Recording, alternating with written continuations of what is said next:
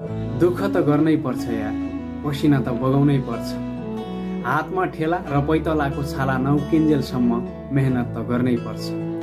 जिन्दगी जिउँदै गर्दा कठिनाइहरू आउँछन्। समय र परिस्थिति सँगसँगै बाध्यता र आवश्यकताहरू पनि आउँछन्।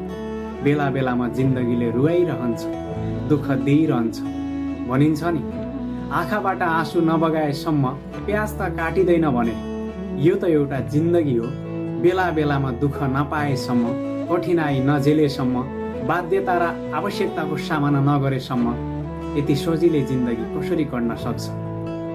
भोलि सफलता पाउनु छ भने त्यो सफलताका लागि आज परित्याग त गर्नै पर्छ।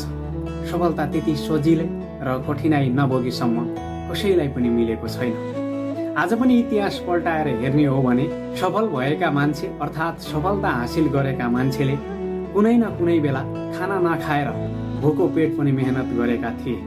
घाम असिना पसिना केही पनि नभनेर दुःख गरेका थिए अनि मात्र सफलता हातमा आएको थियो। भनिन्छ नि, गलत पासवर्ड हान्दा मोबाइलको लक त खुल्दैन भने गलत तरिकाले काम गर्न थाल्यो भने सफलताको ढोका कसरी खुल्न सक्छ? गलत तरिकाले काम कसैले पनि गर्नु भएन। सही तरिकाले काम गर्नुहोस्।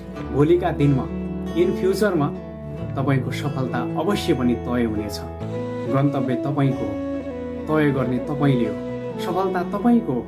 बिचमा आउने बाधा अडचन र कठिनाइलाई कसरी सामना गर्नुहुन्छ त्यो तपाईँको तकदिरमा लेखिएको छ अनि तपाईँको हात बजाएर मात्रै अगाडि बढ्ने हो। यस्तै मोटिभेसन भिडियोको लागि मलाई फलो गर्न नबिर्सिनु होला र डिमोटिभेट भएका साथीहरूलाई मोटिभेट गर्नका लागि मैले युट्युब च्यानल पनि खोलेको छु। बेला बेलामा भन्दै आएको छु। जे स्क्वायर इन्स्पायर प्रोफाइलको पनि भिडियो लिङ्क पनि राखिदिएको छु। त्यतातिर एकदमै पावरफुल मोटिभेसनल भिडियोहरू आइरहन्छ, त्यस्तै शब्दहरू, ताकि तपाईँलाई केही समयका लागि भए पनि मोटिभेसन मिलोस्। कुनै कामबाट हार मानेको, आफूले देखेका सपनादेखि हार मानेको, यो काम गर्न सक्दिनँ, मैले गर्नै